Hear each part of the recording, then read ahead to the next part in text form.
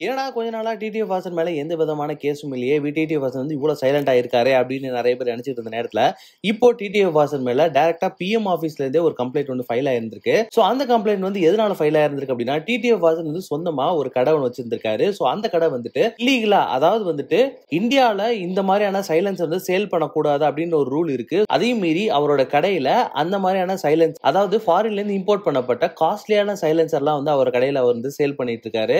And அதுலயும் ரொம்ப முக்கியமான விஷயம் என்ன அப்படின்னா, அந்த சைலன்சர் எல்லாம் வந்து பயங்கரமான சவுண்ட் எமிட் பண்ணக்கூடிய சைலன்சர் தான்.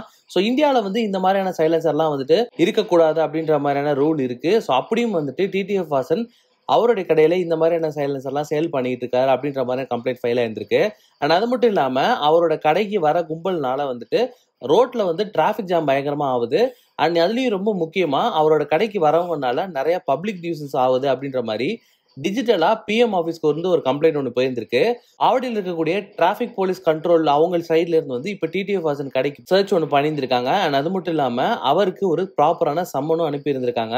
சோ இதுக்கு அவர் பதில் அளிக்கணும் அப்படின்ற மாதிரி சொல்லி இருந்திருக்காங்க. அண்ட் அந்த ஏரியால இருந்தக்கூடிய டிராபிக் ஜாம் எல்லாம் வந்துட்டு இவங்க வந்து ப்ராப்பரா கிளியர் பண்ணியிருக்காங்க. அண்ட் அதுக்கும் அவருக்கு ஒரு வார்னிங்கும் கொடுக்கப்பட்டிருக்கு. உங்க கடைக்கு வர கும்பல், உங்க கடைக்கு வர வண்டிகள் எதுவுமே வந்துட்டு ரோட்ல பார்க் பண்ணக்கூடாது. அண்ட் அதுலயும் ரொம்ப முக்கியமான விஷயம், அதனால டிராபிக் ஜாம் ஆகக்கூடாது அப்படின்ற மாதிரியும் ஒரு சில கம்ப்ளைண்ட்டும் அவர் மேல ஃபைலும் பண்ணப்பட்டிருக்கு. இப்பதான் ரொம்ப ரீசெண்டா டிடிஎஃப் வாசனுக்கு வந்துட்டு ஒரு மிகப்பெரிய ஆக்சிடென்ட் ஆகி அவருக்கு கை உடைஞ்சிருச்சு. ஆனா அதனை தொடர்ந்து அவருடைய பைக் லைசன்ஸும் வந்து கேன்சல் பண்ணப்பட்டிருந்துச்சு. அவர் வந்து இனிமேட்டு பைக்கே ஓட்டக்கூடாது அப்படின்ற மாதிரியான விஷயங்கள் சொல்லப்பட்டுக்கிட்டு இருந்த நிலையில இப்போ டிடிஎஃப் வாசன் மேல இந்த மாதிரியான ஒரு கம்ப்ளைண்ட்டும் ஃபைல் ஆயிருந்திருக்கு. அடுத்தடுத்து வந்து டிடிஎஃப் வாசன் மேல இந்த மாதிரியான எக்கச்சக்கமான கம்ப்ளைண்ட்ஸ் வந்து ஃபைல் ஆயிட்டு இருக்கு. இந்த மாதிரி விஷயங்கள் வந்துட்டு நிறைய பேருக்கு புதுசா இருந்தாலும் டிடிஎஃப் வாசன் இந்த மாதிரி விஷயங்களை ரெகுலரா ஃபேஸ் பண்ணிட்டு இருக்க காரணத்தினால டிடிஎஃப் வாசனுக்கு வந்து இது ரொம்ப பழகி போன ஒரு விஷயமா தான் இருக்கு.